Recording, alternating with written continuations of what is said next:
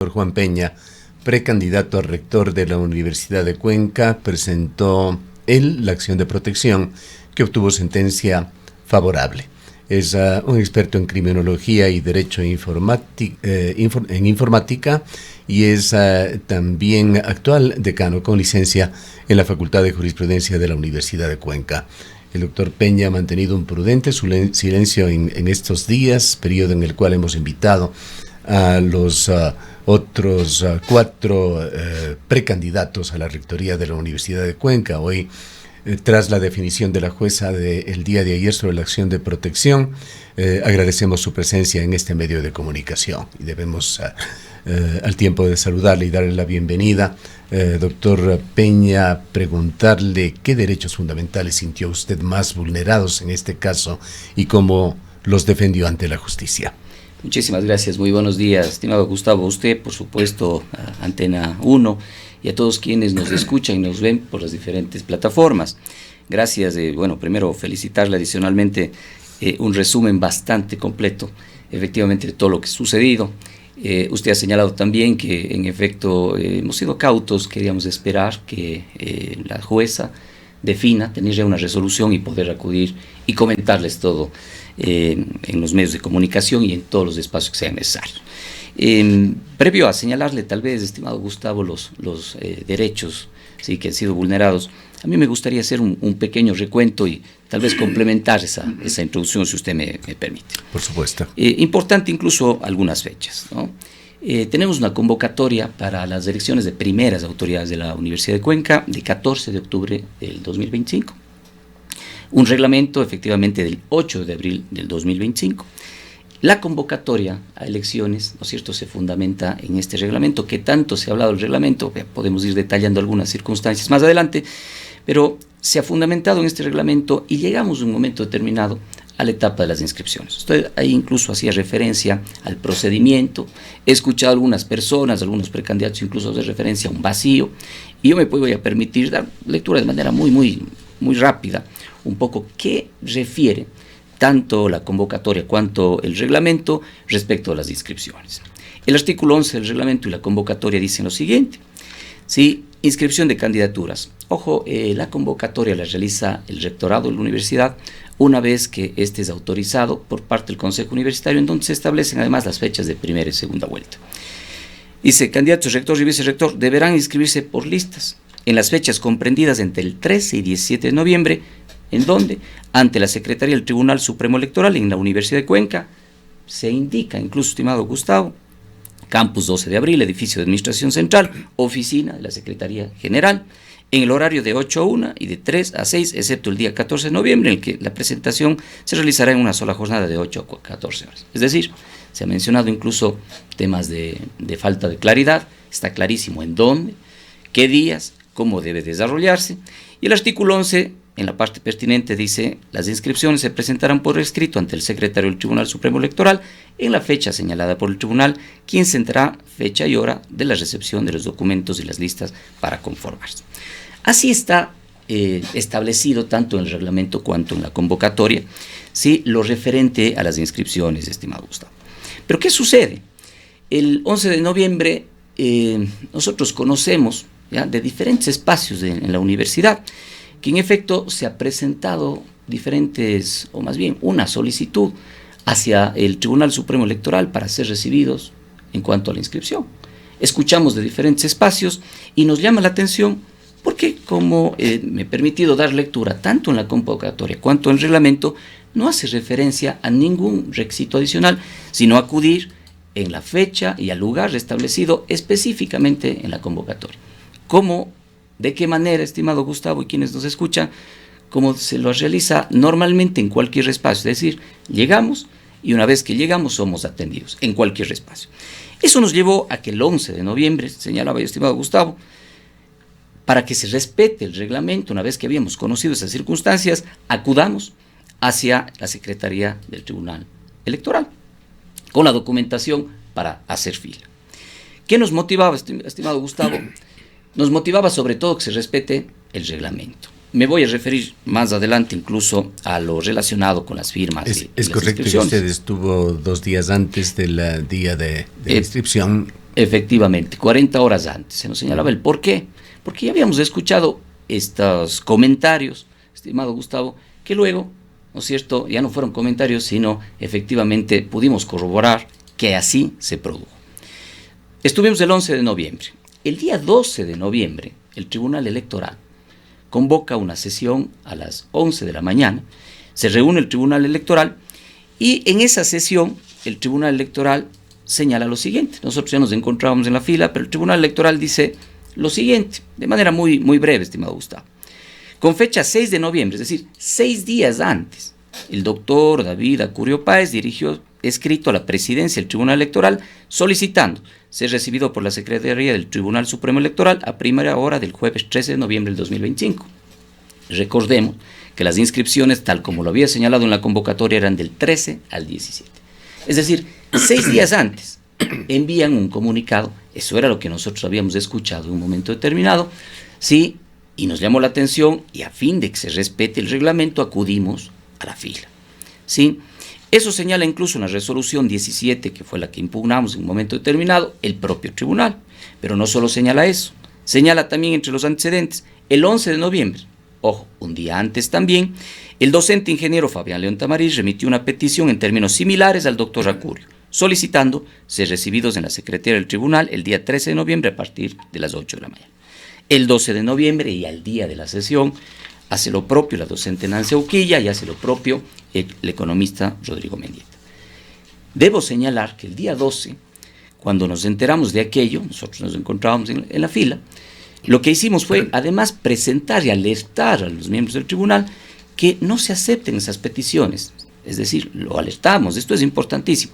Emitimos un documento. Entre las quejas que hemos escuchado sobre su acción es por qué no se buscó un arreglo en los estamentos de la universidad, que los tiene. Absolutamente, estimado Gustavo, y aquí están los documentos, aquí está, 12 de noviembre incluso es un documento que lo suscribimos incluso conjuntamente con la doctora Nancy Auquilla, en donde señalamos, sí, al Tribunal Electoral que previo a que conozcan, porque tuvimos nosotros conocimiento, valga la redundancia, de que iban a ellos a tratar sobre solicitudes para la recepción de documentos, que esto, ¿no es cierto?, violaría algunos principios, algunos derechos, principio de legalidad, derecho a la participación, derecho al debido proceso de seguridad jurídica, etcétera, etcétera. Es decir, alertamos para que conozca el Tribunal Electoral. El Tribunal Electoral conoce, estimado Gustavo, conoce las otras peticiones, y el Tribunal Electoral adicionalmente, ¿sí?, recibe una abstención el momento de votar, ya me voy a referir cómo votaron, y también una posición contraria de un miembro, ¿sí?, del Tribunal Electoral que señala que efectivamente estarían violándose, ¿sí?, cuando menos la igualdad entre los participantes. ¿Sí? Entonces, hasta el momento, estimado Gustavo, el 12 de noviembre el Tribunal Electoral se convoca y conoce, ¿no es cierto?, que han existido estas peticiones que están fuera del reglamento. Es importante señalar aquí que estaban a horas del inicio de la apertura del proceso de inscripciones. El proceso de inscripciones se aperturaba el día 13 a las 8 de la mañana. Esto conocen el día 12 a las 11 de la mañana. Sí, y resuelven, estimado Gustavo, pese a que presentamos ese escrito alertando de las posibles violaciones, resuelven lo siguiente, ¿sí? Es decir, agotamos las instancias, les alertamos, tienen un voto en contra, una abstención, pese a eso resuelven el 12, un día antes, ¿no es cierto?, ya me referiré cuando fuimos notificados, pero resuelven lo siguiente. Punto 2, para ser más rápido en la explicación. Precisar que no existe la figura de cita previa, ¿sí?, como requisito o condición de validez para la presentación e inscripción de candidaturas, toda vez que dicho mecanismo no se encuentra previsto en la convocatoria de elecciones, en el reglamento para la elección de primeras autoridades de la Universidad de Cuenca, código número tantos, ni en la resolución alguna emitida por el Tribunal Electoral. Eso dice el propio Tribunal Supremo Electoral. ¿En qué fecha? Si lo repito, por favor. El mismo día 12, en la resolución. Luego de que presentan un oficio del día 6 de noviembre, y que conocen ese oficio, que conocen uno del 11 de noviembre, ellos el 12 se convocan, el Tribunal Electoral empieza a conocer estos oficios y conoce 2 oficios, también del 12 de noviembre de la doctora Uquilla y del doctor Mendieta, y también el oficio que yo lo presento en conjunto también con la doctora Uquilla, alertando que no debían saltarse el reglamento. Y señalan ellos mismos, no existe la figura de cita previa, ¿ya? Sin embargo, de aquello, de las alertas que presentamos en el seno del propio tribunal, señalan lo siguiente. Numeral 4. Establecer que el orden de atención para la presentación de candidaturas el día 13 al día siguiente de noviembre se determinará en base al orden cronológico de presentación de las solicitudes formales mediante las cuales los aspirantes requirieron ser recibidos para entregar su documentación. Solicitudes formales, estimado Gustavo. Por constituir dicho criterio un parámetro objetivo, razonable, verificable, que garantiza la igualdad, la transparencia y seguridad jurídica, siendo este el orden. Doctor David Acurio Páez. Ojo, presenta el 6 de noviembre, 6 días antes. ¿Cómo conocieron, estimado Gustavo, que si no consta eso en el reglamento? Dicho sea de paso, el representante de la lista oficialista. Segundo, ingeniero Fabián León Tamariz, día 11 de noviembre, un día antes de que el tribunal resuelva aquello que además no consta dentro del reglamento. Tercero, doctora Nancy Uquilla Díaz. Y cuarto, economista Rodrigo Mendieta. ¿Por qué no presentamos nosotros, estimado Gustavo? No presentamos porque efectivamente no consta dentro del reglamento. Y si no consta dentro del reglamento, nosotros íbamos a atentar contra la propia norma y en efecto, ¿no es cierto?, íbamos a legitimar esas acciones contrarias al reglamento. Esto sucede, recordemos nuevamente las fechas, son importantísimas, el 12 de noviembre. Conocen oficios del 6 de noviembre, conocen oficios del 11 de noviembre y nos notifican además. Estos se reúnen a las 11 de la mañana y nos notifican a las 10:15 de la noche, faltando horas para inscribirnos. La decisión fue en horas diurnas. Horas diurnas, 10:15 de la noche, somos notificados a través de correo electrónico, además solamente a los interesados. Vamos a suponer, estimado Gustavo, que existían otros candidatos, otros aspirantes, precandidatos que querían hacerlo, no hubiesen sabido cómo hacerlo. ¿Ya? Entonces, se saltan el reglamento, crean una cita previa que no se encuentra dispuesta en ningún lado. Toma una decisión de manera retroactiva. Es decir, los que presentaron antes, el 6 de noviembre, el 11 de noviembre, van primeros en la lista y finalmente nos notifican a las 10:15 de la noche. Permítame hacer una pausa, no quiero cortar el hilo de su relato, pero aquí surgen 2 cosas. Una de ellas, explicada por la doctora María Augusta Hermida, e incluso con documentación, ruego ponerlo en pantalla, de la existencia de este reglamento polémico, sin duda, el de que se mantiene el valor de la firma en la primera lista presentada y si esta vuelve a aparecer en cualquiera de otra u otras listas será anulado. Documentos que fueron utilizados en las elecciones del año 2015, en las elecciones del 2020 y que dejan dudas allí sobre qué pasó con esos filtros del Consejo Universitario, que cada vez, así se ha venido procediendo, hace un análisis y reformas necesarias a un reglamento electoral para cada elección. Para el 2025 se llega con esta misma norma que es la que genera el problema. Y luego, por supuesto, se suma esta otra decisión que toma el Tribunal Electoral. Allí otra pregunta que puede surgir es por qué en otras ocasiones no surgió este problema. Es que había menos listas y ahora 5 y por supuesto hay un número limitado de firmas que de acuerdo a las combinaciones que se den se ha estimado que podrían alcanzar quizá para 3 candidatos. Pero lo importante aquí es su explicación. ¿Qué pasó con esos reglamentos, esos filtros internos que debía tener la universidad para generar un mejor reglamento y no caer en el tremendo error que comete el Tribunal Electoral? Efectivamente, y usted bien lo señala, un tremendo error en realidad. Y antes de referirme a eso, un error además que, como usted bien también lo mencionó, nosotros alertamos, agotamos todas las instancias y por eso tuvimos que presentar una acción de protección. Si las acciones de protección están justamente, estas acciones constitucionales, para garantizar los derechos fundamentales y tuvimos que acudir a la justicia ordinaria. Previo nuevamente a referirme, se ha señalado que se ha atentado contra la autonomía universitaria y yo debo indicar que la autonomía universitaria tiene además un adjetivo que es autonomía responsable, pero adicionalmente la autonomía universitaria se fundamenta en el respeto de nuestra normativa, sino cómo podemos, ¿no es cierto?, hablar de la misma. Pero ¿qué pasó? Efectivamente, en esta elección y en la anterior elección, en el año 2020, estimado Gustavo, se presenta este mismo reglamento. En el año 2015, por ejemplo, dentro del reglamento se establecían que la repetición de las firmas nulitaba ambas partes. No había... ¿Nulitaba ambas partes? Se dejaba sin efecto para la persona que había firmado ¿Esto nos dijo en qué contexto? ¿En el año 2015? En el año 2015. En la actualidad, ¿qué dice el reglamento? Me ha gustado la parte pertinente. Aquí, permítame, porque esto es muy importante. Voy a ir justamente al reglamento del año 2015, si me permite. Pongámoslo, por favor, también en pantalla. A ver, expresa.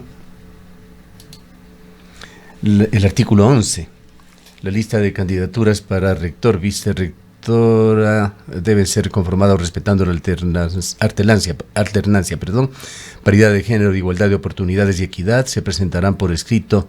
Bueno, vamos a la parte fundamental. Y el respaldo mediante firmas de un número de votantes de cuando menos el 10% del número de votos ponderados. Para el efecto, el valor de cada firma será igual al valor del voto definido en el artículo correspondiente. A ver, en caso de presentarse firmas de apoyo repetidas entre dos o más binomios, estas serán adjudicadas al binomio que hubiera presentado primero su candidatura, anulándose las firmas. Reglamento del 2015. Ya. O sea, había la misma norma. Perfecto, antes del 2015. Por eso ahora, estimado Gustavo, y se mantiene esta circunstancia. ¿Por qué, ¿por qué, estimado Gustavo? Sí, solamente para aclarar, pues todo esto resulta un tanto confuso. La norma de la anulación de firmas se ha mantenido en la universidad en todas las elecciones a partir del 2015. No sé hacia atrás, posiblemente también, pero ha sido la norma que se ha venido repitiendo elección tras elección. Absolutamente. ¿Por qué ahora presenta esta complicación? Tal vez que usted señala, estimado Gustavo. Presenta esta complicación efectivamente por la gran cantidad de aspirantes a las máximas autoridades de la Universidad de Cuenca. ¿Qué sucedió ya en el año 2020? En el año 2020 incluso se hizo ya referencia a una suerte de cita previa, ya me voy a referir al número de votos incluso, pero es importante ya que vamos en atención a la época. 2015 en adelante, en el 2020. Incluso en el 2020 dice, luego hay un oficio dirigido al presidente del Tribunal Electoral en el año 2020 que dice, luego de saludarle en calidad del presidente del Tribunal Electoral, solicito comedidamente se sirva a recibir al grupo comunidad a primera hora del día siguiente a la convocatoria de elecciones para inscribir las respectivas candidaturas a las dignidades antes indicadas. Se hace una cita previa. Sí, se solicita cita previa que no contemplaba el reglamento. Esto no quiere decir que actuaron de manera adecuada. Y el oficio del día 21 de noviembre del 2020 por parte del representante de las candidaturas de la actual candidata rectora dice: hago notar, señores miembros del tribunal, la improcedencia de esta solicitud de la que acabé de leer, puesto que corresponde al tribunal electoral que reciba y proceda a la inscripción de las distintas candidaturas en el orden en que los respectivos interesados comparezcan ante el mismo. Es decir, y en el 2020 se considera aquello de la cita previa, pero sobre todo en el contexto de la pandemia, estimado Gustavo. Se hace referencia al contexto de la pandemia, pero aún así tampoco debió haberse considerado. No había las presiones de la eventual escasez de voto, digamos así. ¿Qué sucede ahora? Usted bien lo ha señalado. Más o menos, ¿no es cierto?, tenemos un padrón nosotros aproximado de 697 votos ya ponderados. Sí alcanza, estimado Gustavo, ¿no es cierto?, para la inscripción de las listas, pero puede volver complejo en un momento determinado si aplicamos el artículo 11, que se mantiene más o menos en la misma línea que usted ha dado lectura, que la parte pertinente dice: en caso de presentarse firmas de apoyo repetidas dentro de dos o más listas, estas serán adjudicadas a las listas que hubiere presentado primero su candidatura, anulándose las firmas de apoyo que consten en otras listas. Ya, indudablemente esto fue objeto de preocupación. Déjeme añadir algo más allí, sí. Que lo hace en descargo, diríamos así, a la doctora María Augusta Armida, en el sentido de que este reglamento pasó también por su filtro, que usted estuvo integrando ese consejo universitario. Absolutamente, estimado Gustavo, y yo no lo he desconocido, y de hecho luego si tocamos incluso lo del voto digital, también me referiré a aquello, que no hay ninguna reforma al reglamento, y sí, lo conocimos. No había habido ningún inconveniente hasta ese momento, no se tenía, no se hace una referencia a un vacío legal. Sí puede existir una complicación, pero sobre todo si usted me dice por qué presentaron la acción de protección, no fue por la falta de firmas ni la falta de apoyos, estimado Gustavo. Es por esta otra norma. Efectivamente, pero sobre todo fue efectivamente, ¿no es cierto?, porque generan esta cita previa que no contemplaba el reglamento. Ahora, estimado Gustavo, ¿qué hacer para resolver? Porque ahora la juez... Antes, sí quisiera elaborar un poquito más en algo que usted se refirió ya muy ligeramente. ¿Cómo valora usted la intervención de la justicia constitucional frente a este principio de autonomía universitaria? Elaborando un poquito más en esto. Usted sabe con qué pasión la universidad defiende su autonomía, y es una de las grandes inquietudes que surge. ¿Por qué no se usaron mecanismos internos? Hemos agotado los mecanismos internos, estimado Gustavo. Dimos lectura a lo que hicimos en los mecanismos internos. Hay miembros del tribunal que señalan lo correspondiente, votan en contra, se abstienen. Hemos agotado todos los espacios. Sin embargo, frente a la falta de oído, de escucha, y frente a estos atropellos normativos, ese no es sustento de la autonomía universitaria. Los tiempos fueron muy cortos también, ya en la última instancia para una decisión. También me voy a referir a los tiempos, estimado Gustavo, pero sobre todo, si nosotros agotamos todas aquellas acciones dentro de la universidad, como lo hemos señalado, no es que estamos atentando en contra de la autonomía. La autonomía no quiere decir que podamos nosotros hacer cualquier acción, incluso en contra de la norma, ¿no? Más bien la autonomía es actuar responsablemente, ¿no es cierto?, en el marco normativo para vivir en armonía dentro de la comunidad universitaria. Vamos a ir a qué hacer, pues en estos momentos tiene que estar funcionando nuevamente. El tema vuelve al fuero universitario en cuanto a cómo enfrentar estas elecciones para hacerlo con la mayor transparencia, con la mayor honradez, con una democracia abierta. Y allí ha habido sugerencias de dos expertos en esta radio. Lo hizo el doctor Teodoro Verdugo, quien señalaba que la norma conflictiva, particularmente esa de la anulación de firmas, sí puede ser cambiada, que eso de que no se puede cambiar no es así, y él considera que el Consejo Universitario es el organismo que podría cambiar esa norma e ir a una norma que tenga un sentido más lógico, más democrático, más acorde incluso con la legislación nacional. Y el segundo experto, el doctor Esteban Ron Castro, habla de la legislación nacional, habla de un artículo del Código de la Democracia que señala que en diversas instancias, aplicable incluso a esta situación de la universidad, si hay dos firmas repetidas apoyando a dos candidatos, estas deben ser anuladas ambas. Estos antecedentes, le comento, ambos muy generosamente, y lo han hecho público en la entrevista, han ofrecido incluso su asesoramiento gratuito a la universidad si es que es necesario para resolver este entuerto. Ahora sí. Claro, visión, ¿qué caminos puede tomar esto? ¿Cómo se pueden dar pasos, cambios para garantizar la claridad, la riqueza democrática de esta elección? Con todo gusto, estimado Gustavo, usted lo ha señalado, hay algunas posiciones. Yo realmente creo que hay una incluso mucho más sencilla, estimado Gustavo. No tenemos que realizar ninguna reforma. Usted mismo señaló hace un momento, nosotros conocimos el reglamento, se aprobó el reglamento. Se ha mencionado mucho de vacíos, acabo de señalar que no hay los vacíos. ¿Puede traernos complicaciones esta norma? Sí, puede traernos complicaciones, no digo que no. Ahora hay una autoridad del CES que finalmente supervisará todo. Si generamos una reforma en los últimos 6 meses, pero incluso sin una reforma, estimado Gustavo. Y para explicar esto, una de las posibles salidas sería la siguiente, incluso sin ninguna resolución del Consejo Universitario ni del Tribunal Electoral. Y sin poner en riesgo más problemas y que tenga que recurrirse a la justicia. Absolutamente, absolutamente. De hecho, sea de paso, ya que usted eso lo comenta, nosotros no hemos sido los que hemos traído esta circunstancia en la universidad. Nos han llevado a eso la falta de aplicación del reglamento, el saltarse al reglamento, ¿sí? Y ante esa violación, ¿sí?, de derechos fundamentales hemos tenido que acudir a la justicia ordinaria. ¿Pero qué tenemos que hacer? ¿Sí? Una de las posibles salidas, y lo dejo planteado aquí incluso para el resto de candidatos, es un acuerdo entre los candidatos. Demos lectura de manera muy breve. En caso de presentarse firmas de apoyo repetidas entre 2 o más listas, estas serán adjudicadas a las listas que hubiere presentado primero su candidatura. Ese es el condicionante, que hubiere presentado primero su candidatura, anulándose las firmas de apoyo de las que consten las otras listas.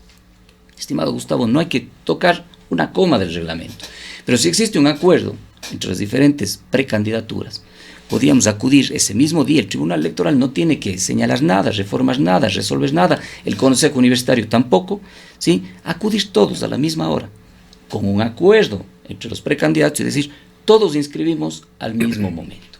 ¿Qué sucede ahí, estimado Gustavo? recuerde el condicionante, que hubiesen presentado primero su candidatura. Ahí se anula.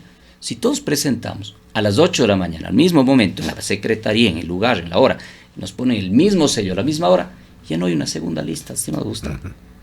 No tenemos que reformar el reglamento. Pasa por un acuerdo. El Tribunal Electoral no tiene que realizar ninguna reforma, ni mucho menos. ¿Estaría legalizando de alguna manera que firmas repetidas sean válidas en ambos casos? Lo que pasa es que el condicionante es cuando es primero y es segundo y es tercero.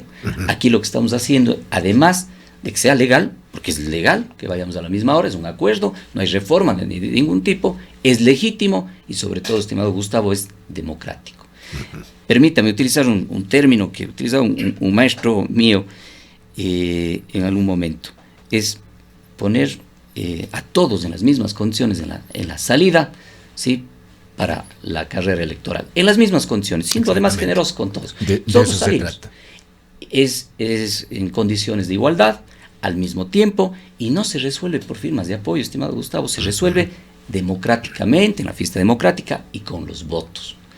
Todos tienen las mismas condiciones. Tiene, entendemos, el Tribunal Electoral un plazo de 5 días para hacer un nuevo llamado. Imagino que se estarán ya recolectando firmas. Entiendo yo que seguirán recolectando las firmas, estamos todavía en esa etapa. Nosotros tenemos miles de firmas, estimado Gustavo, y eso quiero recalcar ahora. Nosotros no hemos presentado la acción de protección porque no teníamos las firmas. Hemos presentado porque somos respetuosos del ordenamiento jurídico, porque creemos que la universidad tiene que dar ejemplo hacia afuera de lo que tenemos que hacer. Y fíjese, parte de eso es esta solución que ahora yo le planteo. No hay que reformar nada. Esas miles de firmas, ¿cuántas firmas ponderadas aproximadamente? Superarán, estimado Gustavo, tal vez las 150, ¿sí?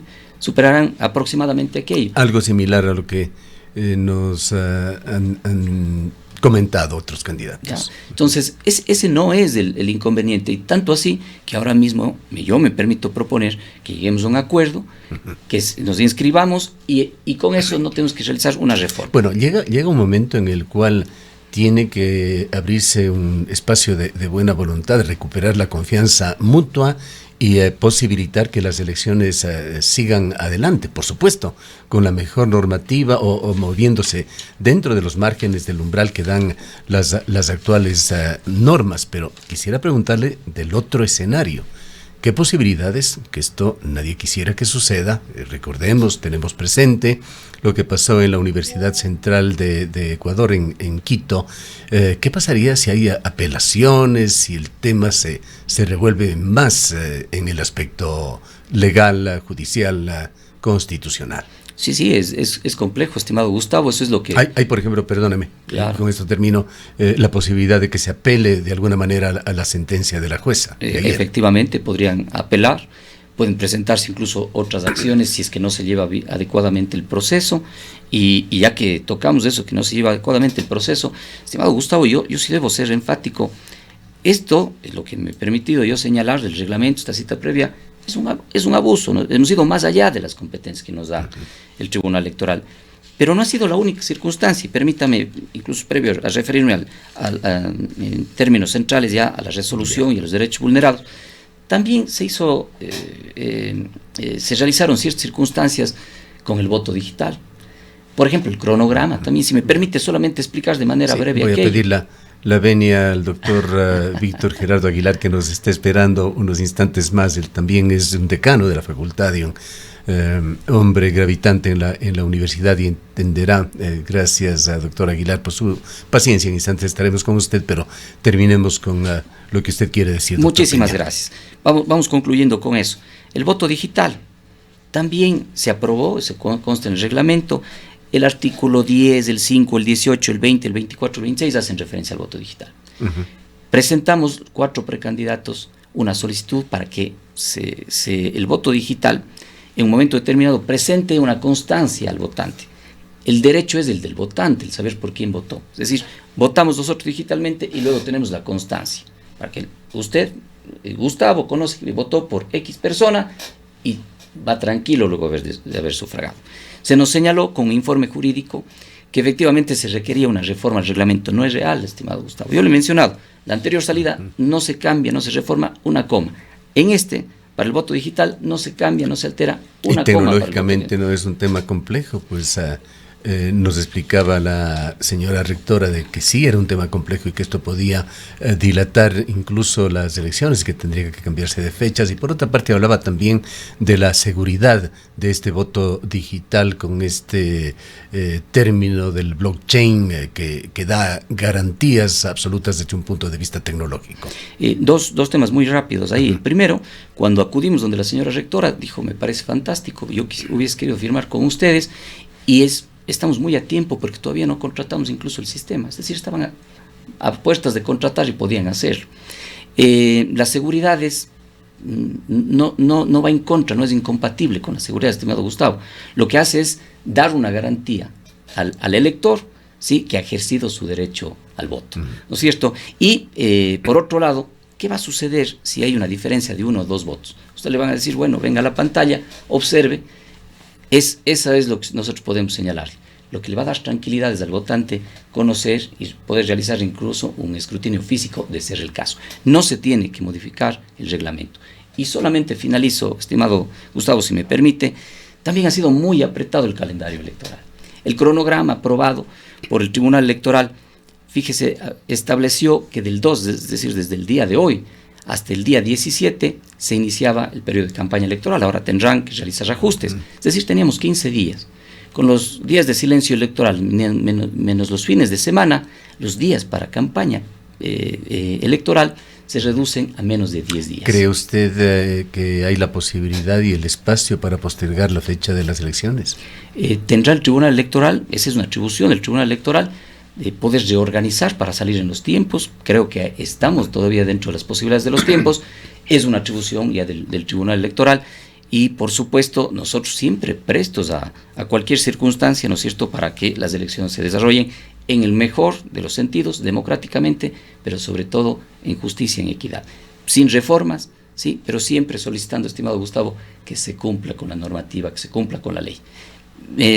Algunos derechos que usted me ha señalado que se han vulnerado, efectivamente, es el debido proceso, la seguridad jurídica, el de motivación, el de participación, el de igualdad, todo aquello que consta dispuesto por parte de la juez, y que el día de ayer, ¿no es cierto?, ya emitió la sentencia, en donde usted también, dentro de ese resumen muy bien elaborado, estableció efectivamente para conocimiento de la ciudadanía.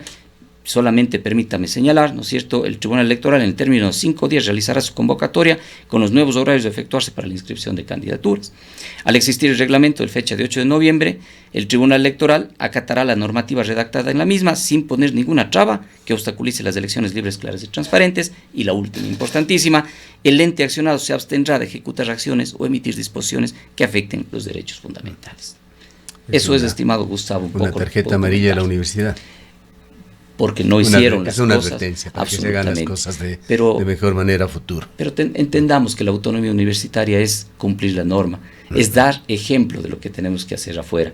No es que nos podemos saltar todas las reglas. Bien. Muchísimas gracias por su presencia, doctor Peña. Han escuchado al doctor Juan Peña, precandidato a rector de la Universidad de Cuenca, actual decano de jurisprudencia en uso de una licencia justamente por el tema electoral, y es quien presentó la acción de protección que obtuvo sentencia favorable de la jueza el día de ayer. Son las 8:10. Dicen que tu casa no es